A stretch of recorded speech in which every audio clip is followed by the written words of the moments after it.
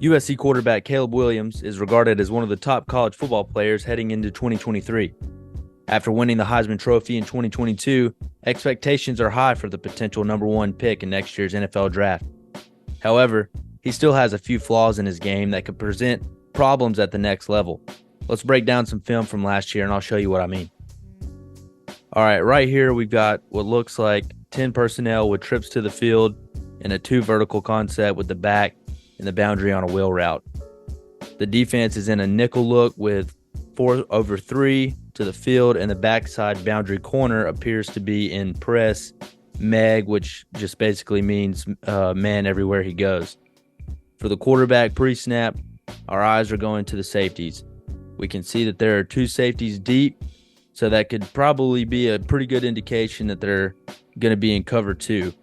It can be tricky to try and dictate coverages based on the corners because they can try and fool you with their pre-snap alignment. Cover 2 can look like cover 4 and so forth, and that's an excellent skill for any defensive coordinator or player to have. A really good pre-snap disguise will expose an underprepared quarterback or underprepared team. Anyway, so there's a whole lot of room in between these 2 safeties, so pre-snap, we're thinking this seam route might be the throw.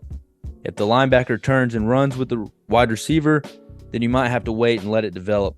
Let your receiver outrun him before you throw it, but you also have to make sure that this field side safety isn't playing over the top of that because he could, and that could potentially be an interception. So the throw is probably going to be dictated by what this field side safety does.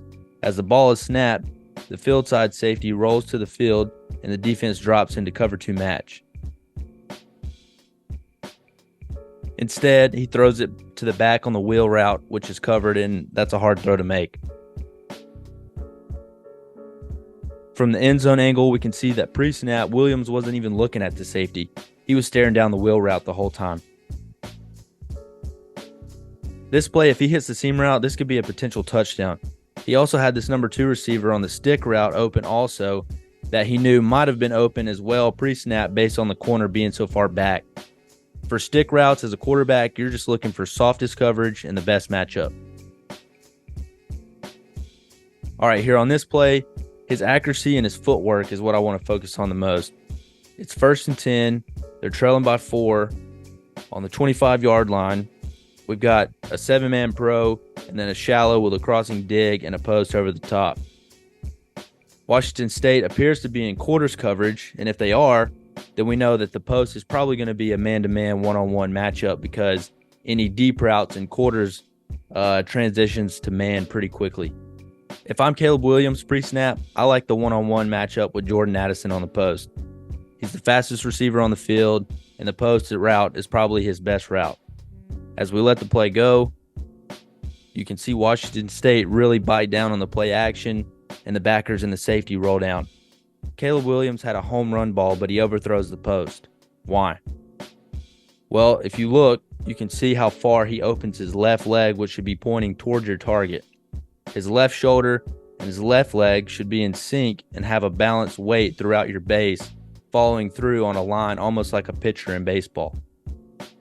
He almost turns his shoulders and his hips too far to the right, then he opens his whole body up to the left instead of just staying straight and having a good pocket posture.